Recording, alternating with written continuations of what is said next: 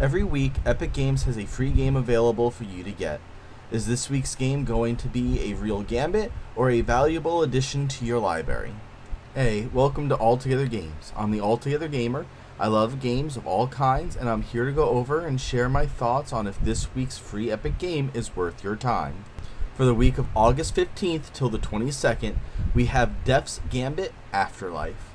Explore the land of Leda within this dark and brooding Metroidvania Souls-like game. Dispatch of enemies to get resources to buy items and skills, upgrading your weapons and talents along the way. You play as Sauron. He became a soldier and made his way up the ranks in order to search for his mother who went missing while in the search for the source of immortality within Ser Soray.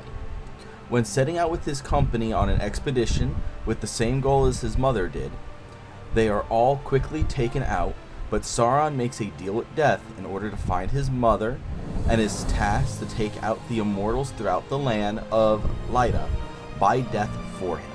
The game starts out by picking your starting class, and later you are able to pick up one more that will complement the first one. Work your way through this lively world, meeting the vast residents of the land as you complete your goals as well as the ones that death has casted upon you.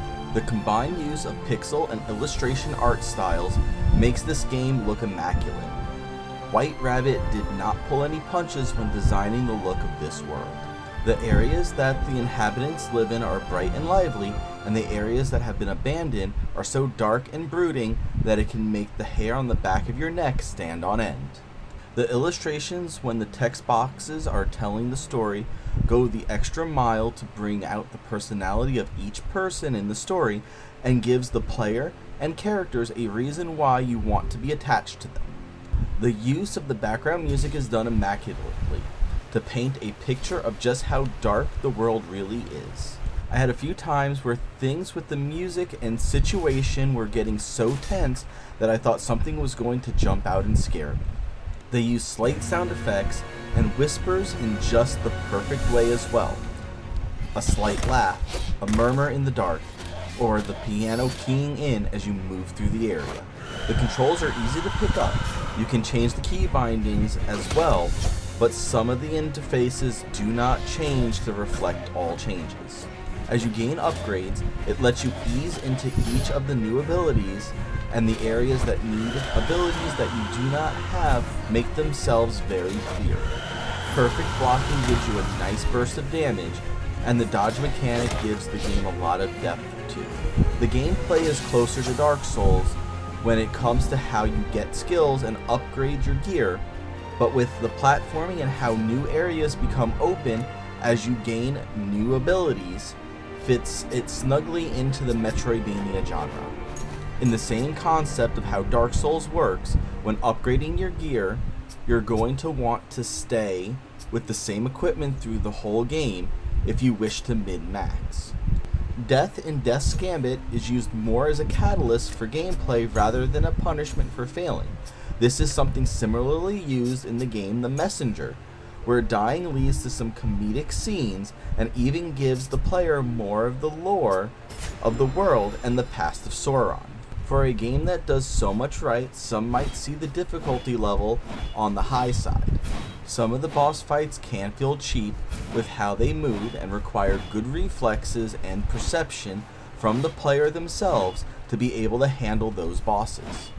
Some of the quests might lead to slight confusion or be overlooked completely, since not all the NPCs are as innocent as they seem, and can make things harder on the player if they do not notice what's going on before it's too late.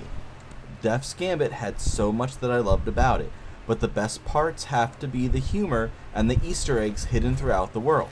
Without going into a lot of detail, some of them show you what Death is doing when he's not reviving you all the time. The game has multiple endings and is built for speedrunning, so it gives you so much replayability. You can play it for months and still find new things and ways to play it. Overall, Death's Gambit Afterlife is a hidden gem that is well worth the space and time it takes to play through it, and then some. Learning all the mechanics, finding skills and combinations of talents and gear, that boost each other to the next level, or just finding the banter and teasing of death after you've died for the 100th time to be hilarious. Death's Gambit has earned 5 out of 5 gold coins to cross the river Styx. If you did make it this far into the video, I am trying to do reviews of each game that Epic puts out for free each week. I would also like to do other free games available online, so if you have any suggestions, leave a comment down below, and a thumbs up goes a long way to helping to drive me to make more videos like this one, along with improving what I do. And don't forget to hit that subscribe button for more reviews on the next epically free game. As always, thanks for watching.